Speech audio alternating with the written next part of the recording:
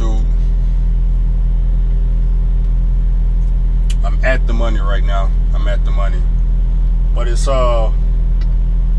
just one problem with being at the money today.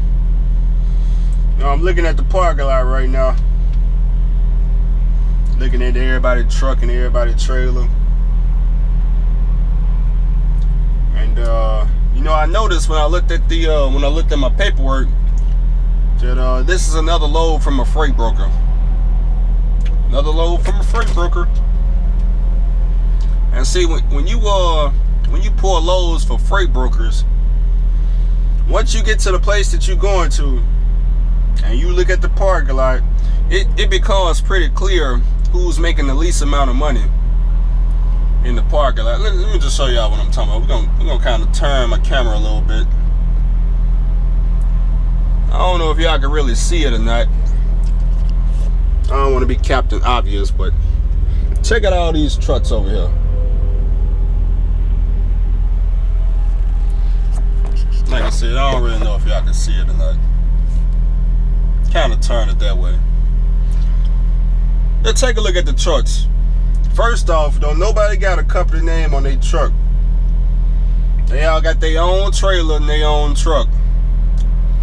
And I can tell all the trucks are older than 2003 because they all, you see how this dude trailer right here is burned at the top from the exhaust pipe? That's how I know they all pre-emissions trucks. First truck, he got a cab over, the white truck right here. Old ass cab over, probably 1991. Got to be an owner-operator. They all got to be owner-operators. I don't know which one of them, between the four of them, well, it's a fifth dude, but he ain't in the camera angle. But between the four of them, you know, I don't know which one is making the most money. Because they all got the old trucks. They definitely own the trucks because they old trucks. You can't be paying no bills on these. They all got their own trailer, all refrigerated. The second truck looked like a Freightliner FLD, probably 1997. The guy in the blue truck over there got the same truck. No, it's not the same truck, but I think it's a Freightliner too, or either it's an old ass Kenworth. Then the fourth guy, he got an old truck too, but it looked like it's a local truck. He probably lived down here in Cali. Then the guy all the way down there, in the red truck down there, he got him an old truck too. Now these people in front of me, I don't know what that's all about. I don't know what that's all about. But I'm the second in the parking lot because I'm the company driver. So obviously, we know who's making the least. That's going to be me. But who's making the most? I don't know. Between all four of them, I guess it's whoever had the best negotiation skills from what I'm understanding. Whoever negotiated the best rate. I mean, it's hard to tell. But anyways, I guess I'm the sucker for the day. I'm the one that's pretty much doing the load for free. You know, I'm making $1,000 a week. They make about $2,000 off this one load, or $1,000 minimum. The way I see it. I'm talking about out the expenses too.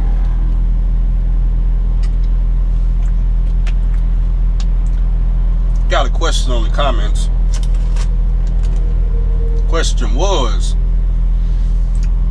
why do I want people to pay the least amount to go to trucking school or to get their CDL? It's a good question. It's a good question. It's a damn good question. I'm gonna tell you why.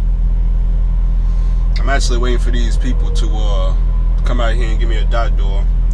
But owner operators are always first. You'll notice that when you get out here in the real world, no matter what time you came, you know, and when they pull up, owner operator pull up, they pretty much get a dot door. Sometimes I've been pulled out of dot doors to freaking wait to have somebody else take the spot. But anyways, why should you pay the least for CDL school? It's a good question. The main reason for it is it's a lot of, when you go to CDL school, once you either get with a trainer or go solo, it's a lot of things that they teach you that you're gonna have to unlearn as soon as you get in that truck solo or either with a trainer. So the first thing, CDL school I went to was in I went to the night CDL school, but I mean when I went to go get my CDL, it was in Jacksonville, Tennessee, or Jackson, Tennessee. I don't know, I don't forget what the city is. Man, everybody got old trucks down here in California. Making all kinds of money. There's all kinds of money going down in the state. First thing I had to unlearn. Now, when I took my CDL test, they told me you can only get out and look twice when I'm back, and go some more money going down in the state. That could be me. It will be me. I can only get out and look twice. Here's the problem with it. You see, some schools actually teach this, but for me, I only got taught it when I went to the CDL school to actually take my CDL test. But they only allowed me to get out and look twice, and after that, they take away points. And the problem I got with that is, you know, let's say you I go to the travel center or Petro, where it's like 500, maybe 500 trucks parked in like real tight spots. I done seen people do it before. They get out and look twice. After the second time, they just say fuck it and go for it. If you take this method with you to the real world, this only get down and look twice shit, you won't have your CDL for long. And here's the worst part about it. Now for me, on my CDL test, you know, even though I can only get out and look twice, if I stuck my head out the window to like look at my trailer going into the spot, they counted that as a get out and look. I can only use my mirrors. I ain't to adjust my mirrors and shit. Like I said, if you take any of this shit with you to the real world, you won't have your CDL for long. You will not have your CDL for long. The number one, they should change it to where it should be mandatory for you to stick your head out this window and see your trailer going into the spot, or either see your trailer about to hit the truck that you backing this to. It should be mandatory that everybody gotta stick their damn head out and look that way, okay? But unfortunately, it's not. Like I said, some people, the way that they taught is the way that they take this shit to them in the real world. And you know, for some people it work out. For majority, they won't have their CDL for long. So you want to make sure you want to learn that shit. Now, if it's working for you, you know, like I said, it might be working for you. You know, it might work for you. You know, if you're driving a long nose truck, or one of them trucks with the pipe beside it, you might have to. It's gonna be a little bit tougher for you. You might have to adjust your mirrors then, and you're gonna have to get out and look more than twice. Though I guarantee you need to get out and look every 2 feet, every foot of the truck moving. I don't know, because I ain't never drove one, but that's the first thing I had to unlearn. Second thing is, now when they was teaching us how to alley dock, I was only taught one way, and I can say right now, I have never did an alley dock the way that I was taught going to CDL school. Not one time have I ever used their method to do an alley dock, and it was real simple. Now I don't know if they teach this very well, but the alley dock I had to do, I ain't got no way to show y'all. Straight line alley dock only. So let's say let's go back, scoot over a little bit. I pull up in a straight line, okay? None of that 90-degree angle shit. None of that, you know, waiting till your catwalk is in the parking spot you want to go to and cutting out and, you know, doing it like you're supposed to do it. None of that shit. Nah, they didn't teach that at all. It was, you had to pull up straight line. The whole truck trailer got to be straight, and you alley dock in that position. You take that shit, you take that to the real world, man. You will, whoo.